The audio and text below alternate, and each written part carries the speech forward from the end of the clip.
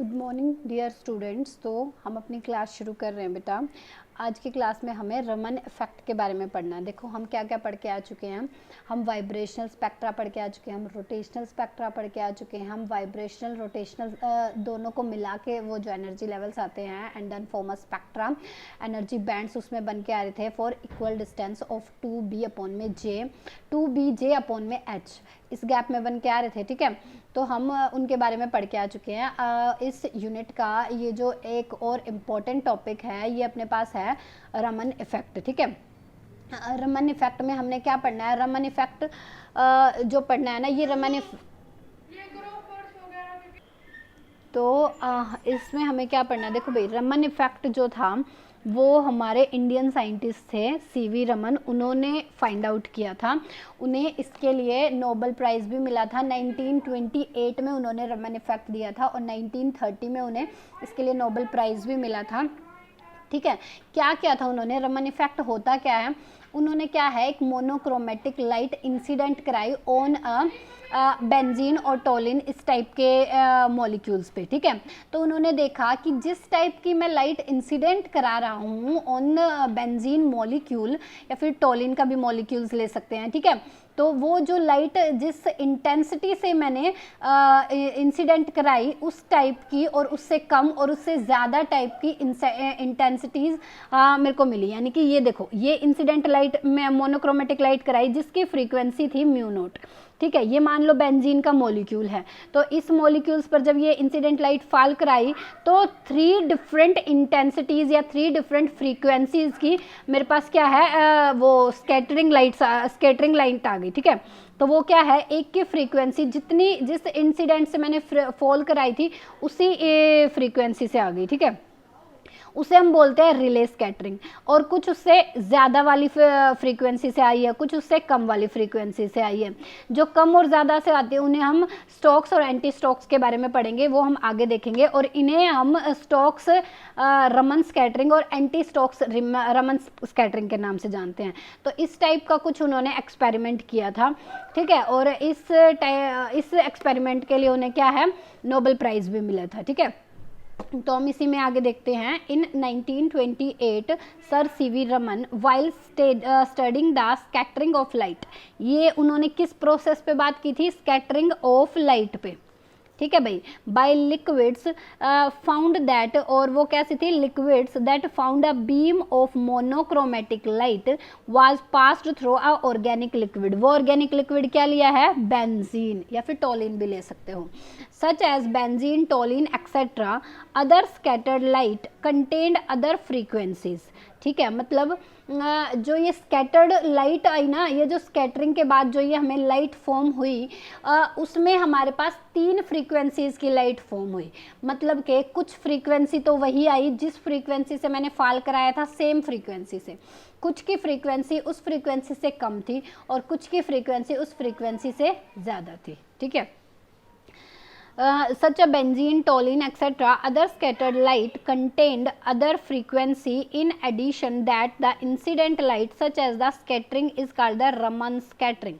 ठीक है, मतलब जितनी इंसिडेंट लाइट कराई इस बेंजीन ने ऑब्जर्व कर ली, देन हम उस लाइट को क्या किया, स्कैटर किया, एमिट आउट किया ना, तो वो जिस फॉर्म में किया वो इस फॉर्म में किया है। ठीक है, तो रमन इफेक्ट को क्या डेफिनेशंस दोगे, the scattering of light from molecules, the scattering of light from molecules with a change in frequency, with a change in frequency is called Raman effect. Again repeat कर रही हूँ, the scattering of light from monochromatic molecules, from scattering of molecules, scattering of light or scattering of monochromatic light absorbed by this molecule and scatter in the different form of frequencies, and this effect is called Raman effect. ठीक है, इसका जब spectra देखते हैं ना, spectra तो वो कुछ इस फॉर्म में दिखता है। क्या है, मान लो ये कोई रमन एब्स्ट्रैक्ट भी बोल देते हैं, रमन सब्सट्रैक्ट बोल देते हैं आई थिंक। ठीक है, यहाँ पे हमारा जो भी वो सॉल्यूशन है वो है सैंपल है, वो क्या है, बेंजीन। ठीक है भाई, तो मान लो मैंने ग्रीन कलर की लाइट इस पे फॉल कराई जिसकी फ्रीक्वेंसी थी म्यू नॉट, तो एक लाइट तो मेरे पास उसी फ्रीक्वेंसी यानी कि ग्रीन कलर में ही फॉल हो गई, वो हो गई ठीक है, तो स्कैटर हो गई। एक हमारे पास ब्लू में स्कैटर हुई, एक हमारे पास रेड में स्कैटर हुई।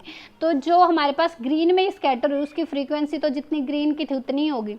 हमारे पास जो ब्लू में आई है उसकी जो फ्रीक्वेंसी थी वो उस ओरिजिनल फ्रीक्वेंसी से कुछ ज़्यादा थी, जिसे हम बोलेंगे anti Stokes Raman scattering. Anti Stokes Raman scattering, ठीक है भाई। एक जो लाइन आई है उसकी फ्रीक्वेंसी कम थी ओरिजिनल फ्रीक्वेंसी से, उन्हें बोलेंगे स्टोक्स रमन स्कैटरिंग। ठीक है, इतनी बात क्लियर होगी। इस टाइप का क्या है, इनका कुछ सैंपल्स कुछ ऐसे फॉर्म होती है। इनका जो स्पेक्ट्रम आता है ना, वो स्पेक्ट्रम क्या है, ये मान लो ये हमारी ग्रीन वाली लाइट थी, इसकी तो इंटेंसिटी उतनी ही थी, कितनी थी, म्यू नोट की हमने फॉल कराई थी। इसकी इंटेंसिटी सबसे ज़्यादा थी स्टोक्स लाइन की। एंटी स्टोक्स लाइन की अपने पास क्या है, इंटेंसिटी कम है और फ्रीक्वेंसी भी कम है। ठीक है, तो ये हमारे पास इंटेंसिटी और फ्रीक्वेंसी के बीच में कुछ उनके बीच में ग्राफ है, ये आपको ध्यान रखना है। ठीक है, तो आगे पढ़ते हैं इसके बारे में। Raman observe that the frequency of scattered light contains a lines of same frequency, यानी कि एक लाइन ऐसी कंटेन कर रहा है वो जो स्कैटर्ड होके आ रही है जिसकी सेम फ्रीक्वेंसी है as that of incident light। किसके सेम है, इंसिडेंट लाइट की। ठीक है, which is called the relay line, और उसे हम क्या बोलते हैं भाई, Rayleigh line. And weak line of each side, Rayleigh line इसके एक तरफ है वीक और एक तरफ है low. The line on the side low frequency side are called the Stokes line, जिसकी फ्रीक्वेंसी कम हो उन्हें हम क्या बोलेंगे, Stokes line. And the lines on the higher frequency are called the anti Stokes lines. ठीक है, are more intense than anti Stokes lines. ठीक है, let mu naught is the frequency of incident light. जो incident light हमने fall कराई उसकी frequency कितनी है, mu naught. Incident radiation and mu dash is the frequency of scattered. और जो ये स्कैटर्ड होके आई है, ये वाली जो स्कैटर होके आई है, इनकी फ्रीक्वेंसी कितनी है, mu dash. Radiations then Raman shift, तो यहाँ पे क्या है, रमन शिफ्ट आएगा। रमन शिफ्ट मतलब चेंज इन द फ्रीक्वेंसीज। तो अपने पास रमन शिफ्ट होगा, वो क्या होगा, ओरिजिनल फ्रीक्वेंसी से कितनी ज़्यादा या कितनी कम है, mu note minus mu dash. ठीक है, अब हम क्या है, when mu dash is less then mu note, जब हमारी जो स्कैटर्ड लाइट की फ्रीक्वेंसी है वो इंसिडेंट लाइट की फ्रीक्वेंसी से कम होगी, तो जो हमारे पास रमन शिफ्ट होगा ये डेल्टा म्यू, वो होगा नेगेटिव।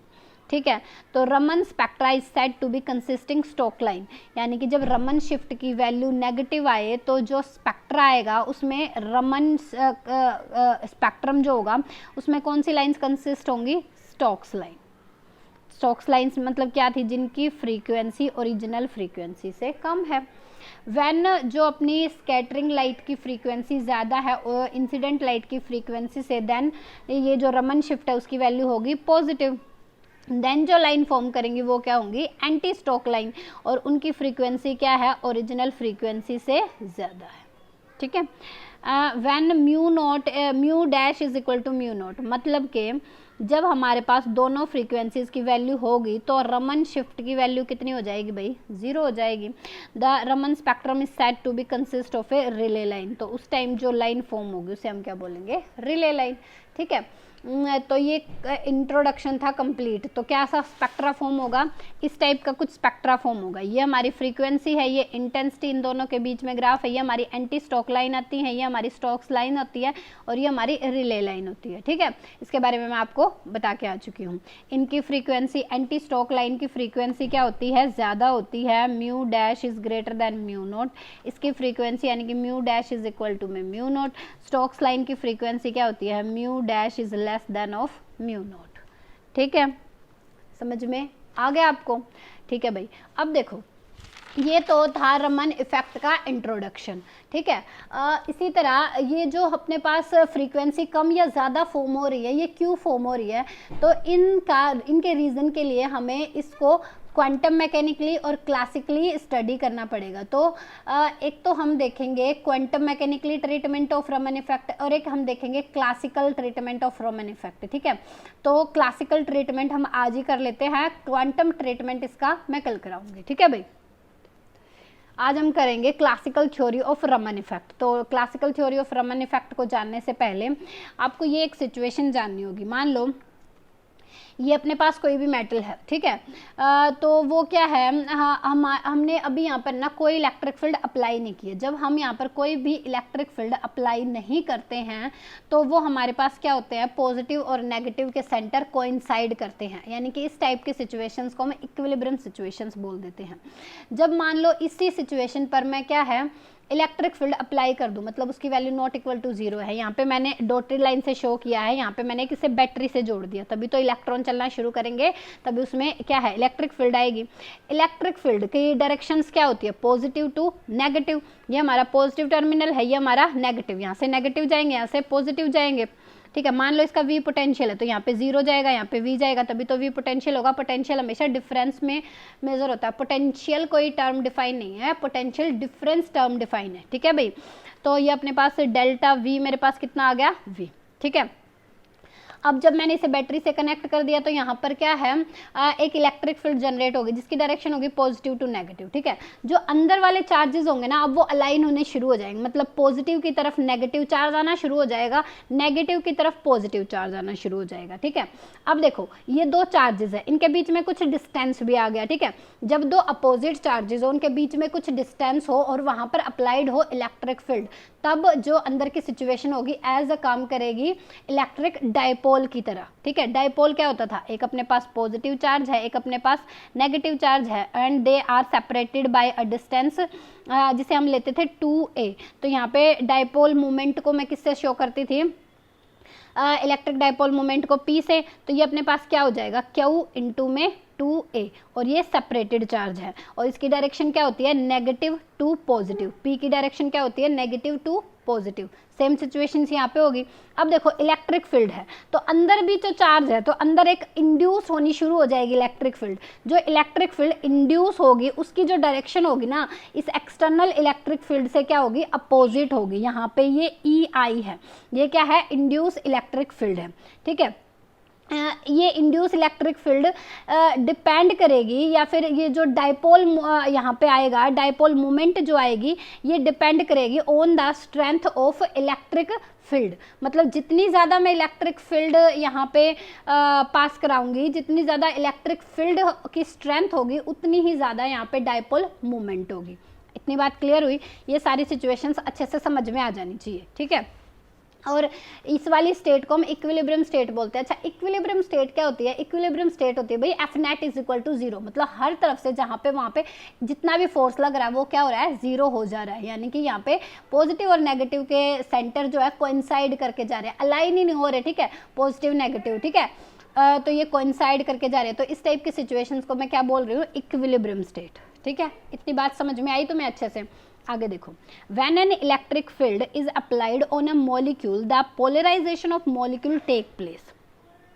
जब हम देखो अब पोलराइजेशन क्या होता है, यहाँ पे पॉजिटिव नेगेटिव के जो सेंटर है वो कोइंसाइड कर रहे थे। यहाँ पे मैंने जब इलेक्ट्रिक फील्ड अप्लाई कर दी तब जो पॉजिटिव की तरफ नेगेटिव चार्ज आना शुरू हो गया, नेगेटिव टर्मिनल की तरफ पॉजिटिव चार्ज आना, मतलब ये अलाइन हो गई, ठीक है। तो इसको हम यहाँ पे एक क्या हो गया डायपोल मूवमेंट इंड्यूस हो गई, उसे हम क्या बोलेंगे polarisation of molecules. When an electric field is applied on a molecule, the polarization of molecule take place, ठीक है। An induced dipole moment is produced, तो यहाँ पर अंदर क्या बनेगी एक डायपोल मोमेंट इंड्यूस होगी जो कि डिपेंड करेगी on the strength of applied electric field. इतनी बात क्लियर हुई आप लोगों को। The magnitude of induce dipole moment, जिसे मैं P से डिनोट कर रही हूँ, is directly proportional to the strength of applied electric field. जितनी ज़्यादा मैं अप्लाई करूँगी इलेक्ट्रिक फील्ड को उतनी ज़्यादा अंदर इंड्यूस होगी इलेक्ट्रिक डायपोल मोमेंट। इतनी बात क्लियर हुई आपको। ठीक है भाई। तो यानी कि P is directly proportional to E, यहाँ पे प्रोपोर्शनलिटी के साइन को हटाऊंगी तो P is equal to alpha of E आएगा। अल्फा को it is the constant for the polarisability, यानी कि ये पोलराइजेशन के कारण ही तो यहाँ पे क्या इंड्यूस हुई है, डायपोल मोमेंट। तो यहाँ पे जो अल्फा आया है ड्यू टू प्रोपोर्शनलिटी कांस्टेंट, इसका नाम क्या है, पोलराइजेबिलिटी कांस्टेंट, या फिर used due to polarisability, where alpha is called polarizability of molecules। इतनी बात आपको समझ में आई, ठीक है भाई। Now strength of applied electric field is given by, अच्छा इलेक्ट्रिक फील्ड कैसे, देखो भाई इलेक्ट्रोमैग्नेटिक स्पेक्ट्रा पढ़ के आए हो, 11-12 तो करके ही आए होगे, ठीक है, फाइनल ईयर में हो, ऐसे ही तो कूद के नहीं आए, ठीक है। तो वहाँ पे क्या पढ़ते थे, वहाँ पे इलेक्ट्रोमैग्नेटिक स्पेक्ट्रा पढ़ रहे थे भाई, ठीक है, इलेक्ट्रोमैग्नेटिक स्पेक्ट्रा पढ़ रहे थे जिसमें इलेक्ट्रिक फील्ड भी थी, मैग्नेटिक फील्ड भी थी बी, ठीक है। They both are mutually perpendicular to each other, ठीक है। और ये किसका फंक्शन थी, टाइम का फंक्शन थी, ठीक है। यहाँ पे वही है हमारे पास जो इलेक्ट्रिक फील्ड हमने अप्लाई की है, this is varying with time, तो ये अपने पास किसका फंक्शन है, टाइम का फंक्शन है, ठीक है। तो टाइम का फंक्शन है तो इसको E T is equal to E naught, E naught क्या थी भाई, पीक वैल्यू है, ये क्या होती है, peak value, peak value of electric field, peak value कैसी कर्व आ रही है, साइनोसॉइडल आ रही है, तो कुछ साइन का फंक्शन होगा, ठीक है, उसके पास अपनी कुछ फ्रीक्वेंसी भी होगी, तो उसको मैं लिख सकती हूँ E T is equal to E note sine 2 mu note T, ठीक है। ये टाइम वेरिंग इलेक्ट्रिक फील्ड है, इसको मैंने इक्वेशन नंबर 2 दे दिया। अब ये ई की वैल्यू मैं कहाँ पे पुट करूंगी, इसमें पुट करूंगी, P is equal to alpha E में पुट करूंगी, तो मेरे पास क्या आ जाएगा, P is equal to alpha E note sine 2 mu note T, ये इक्वेशन नंबर 3 आ गई, ठीक है। If molecule start executing vibrating motion in the presence of external electric field, देखो भाई एक्सटर्नल इलेक्ट्रिक फील्ड की प्रेजेंस में ये कुछ मोशन तो शो करेंगे, इलेक्ट्रॉन है भाई, जब उसमें हम बैटरी अप्लाई कर रहे हैं तो क्या है, मोशन में आएंगे, वाइब्रेट करना शुरू करेंगे, तो क्या है, if the molecule starts executing vibrational motion in the presence of external electric field then net polarisation of vibrating molecules can be expressed, तो उनकी क्या होगी, अपने जो वाइब्रेशंस के कारण कुछ पोलराइजेशन होगी, तो वो जो कांस्टेंट था अपना polarisability alpha is equal to होगा अल्फा नोट प्लस में beta sine 2 pi mu, mu vibration की यहाँ पे फ्रीक्वेंसी फॉर वाइब्रेटिंग मॉलिक्यूल्स है इनटू में टी, ठीक है। अल्फा नोट क्या है, इक्विलिब्रियम पोलराइजेबिलिटी है, ठीक है, मतलब कि जब वाइब्रेशन नहीं हो रही है उस टाइम जो वैल्यू है वो अल्फा नोट है। बीटा क्या है, rate of change of polarisability है, बीटा क्या है, rate of change of polarisability. Mu vibration क्या है, vibrational frequency of the molecules, mu vibration क्या है, वाइब्रेशनल फ्रीक्वेंसी ऑफ मॉलिक्यूल्स। तो अब इस इक्वेशन को और इस इक्वेशन को यूज करके मेरे पास इक्वेशन क्या आ गई, देखो अल्फा की वैल्यू मैं यहाँ पे पुट कर दूंगी, अल्फा नॉट प्लस में beta two sine 2 pi mu vibrational into में टी, ठीक है भाई। तो इक्वेशन मेरे पास ये बन के आ गई, P इज इक्वल टू, यहाँ पे मैंने ये किसकी वैल्यू पुट कर दी, अल्फा की, ये मेरे पास किसकी वैल्यू थी, इलेक्ट्रिक फील्ड की, ठीक है। P हमारे पास यही तो था अल्फा ई, इतनी बात क्लियर हुई आपको, ठीक है। आगे देखो अब क्या है,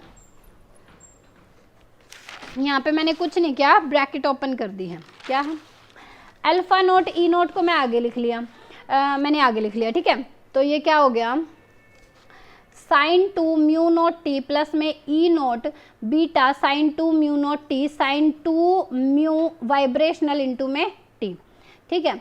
तो alpha note sine 2 mu nought sine 2 mu nought, तो क्या है भाई, साइन 2 म्यू नोट इसमें भी, साइन 2 म्यू नोट इसमें मैं बाहर ले सकती हूँ, alpha note sine 2 mu naught, यहाँ पे क्या बच गया, बीटा अपने पास आ गया, अच्छा यहाँ पे मैं 2 से मल्टीप्लाई और 2 से डिवाइड कर दिया, मैंने क्या किया, 2 से मल्टीप्लाई और 2 से डिवाइड कर दिया, साइन यहाँ पे किसका फॉर्मूला बन गया, 2 साइन ए साइन बी का, यहाँ पे क्या, तो इसको फॉर्मूले को अब मैं ओपन कर दूंगी, तो क्या है, alpha nought E note sine 2 mu note T plus beta E nought by में 2, ये क्या है, sine 2 sine A sine B, ठीक है, वो किसके इक्वल होता है, कोस ए माइनस बी के minus cos A plus B के, ये क्या फॉर्मूला बन गया, 2 साइन ए साइन बी, ठीक है, किसका फॉर्मूला बन गया, 2 साइन ए साइन बी का फॉर्मूला वो किसके इक्वल होता है, cos A minus B cos A plus B, cos A minus B minus का कोस ए प्लस बी। कितनी बात क्लियर हुई। तो यहाँ पे आ गया इसकी जगह cos of 2 mu naught T minus का 2 म्यू, म्यू वाइब्रेशनल है ये, इंटू में टी माइनस कोस, यहाँ पे क्या आ जाएगा, प्लस आ जाएगा। कितनी बात क्लियर हुई, ठीक है भाई। अब देखो यहाँ पे अपने पास है alpha nought E note sine 2 mu nought, इतनी बात ठीक है। यहाँ पे आ गया अपने पास beta E nought by 2 into में कोस, यहाँ पे भी 2 है यहाँ पे भी 2 है, ये क्या है 2t, मैं इससे बाहर लिख सकती हूँ, ये हो जाएगा cos of mu note minus mu vibrational into में 2t माइनस का बीटा ई नोट बाई 2, यहाँ पे भी मैंने 2t बाहर ले लिया, ये बीच में आ गया प्लस। देखो अब ये किसको शो कर रहा है, ये हमारा है उस फ्रीक्वेंसी के इक्वल जो इंसिडेंट फ्रीक्वेंसी थी, यानी कि जो रिले लाइन थी, ठीक है। ये हमारा किसके इक्वल है, ये हमारा है स्टोक्स लाइन के इक्वल, स्टोक्स लाइन, और ये हमारा किसके, एंटी स्टोक लाइन के इक्वल। यानी कि this above expression shows that scattered light contain 3 frequencies, mu naught minus mu vibrational, mu naught plus mu vibrational। mu naught के ही इक्वल है जिसकी फ्रीक्वेंसी वो रिले लाइन है, जिसकी फ्रीक्वेंसी है mu naught minus mu vibrational, उसे हम बोलेंगे स्टोक्स लाइन। यहाँ पे है म्यू नॉट प्लस में म्यू वाइब्रेशनल, इसे हम बोलेंगे एंटी स्टोक लाइन। तो ये हमारे पास क्यों आती थी, उसकी वाइब्रेशंस के कारण, due to applied external electric field, वहाँ पर एक क्या होगी, induce electric dipole movement induce होगी, ठीक है, जिसकी वैल्यू जो है डिपेंड करेगी on the strength of applied electric field, ठीक है। इन सब को भाई ध्यान रखना है, ये सारी बातें। अब कुछ लिमिटेशंस है, ये जो क्लासिकल थ्योरी हमने पढ़ी है ड्यू टू रमन इफेक्ट, इसकी लिमिटेशंस है, वो क्या लिमिटेशंस है, ये क्या एक्सप्लेन नहीं कर पाई है। फर्स्ट है, in classical theory both Stokes and anti Stokes lines arises from the same molecule, मतलब स्टोक्स लाइन भी और एंटी स्टोक्स लाइन भी एक ही मॉलिक्यूल से अराइज हो रही है, ठीक है। So that they must have same intensity, पर उनकी सेम इंटेंसिटी होनी चाहिए, लेकिन नहीं, सेम इंटेंसिटी तो नहीं है भाई। देखो हम तो इंटेंसिटी अलग अलग पढ़ के आए हैं, ये वाला अलग अलग पढ़ के आए ना इंटेंसिटी, तो ये क्या है, यानी कि स्टोक्स और एंटी स्टोक्स लाइन की आ रही है, सेम मॉलिक्यूल से आ रही है, तो मतलब सेम इंटेंसिटी होनी चाहिए उनकी, लेकिन नहीं, सेम मॉलिक्यूल होने के बाद भी they form different intensities which is not true, यानी कि ये सही बात नहीं है। दूसरा क्या है, intensity Stokes lines is always more than anti Stoke line, ये तो अभी हम पढ़ के आए हैं। आगे है vibrational motion of molecules is essential to the mechanism, यानी कि मॉलिक्यूल्स को वाइब्रेट करने के लिए किसी मैकेनिज्म की ज़रूरत होती है of Raman scattering, but at ordinary temperature vibrational states are very slow. तो वाइब्रेशनल स्टेट्स होंगी जो होंगी वेरी स्लो होंगी, मतलब इनमें इतना डिफरेंस नहीं आ पाएगा, ठीक है। तो बेटा इन लिमिटेशंस का आपको ध्यान रखना है, लिमिटेशंस आ जाए तो इनके बारे में आपको लिखना है, अदरवाइज जितना आपको क्वेश्चन में पूछे जाए उसके रिगार्डिंग आपको आंसर देना पड़ेगा। जितना मेरे हो सकता था मैंने अपनी तरफ से पूरी कोशिश की है इसको बताने की, ठीक है। फिर भी आपका कोई डाउट रहा हो तो आप मेरे से पूछ सकते हो, और पढ़ते रहिए। All the very best, thank you.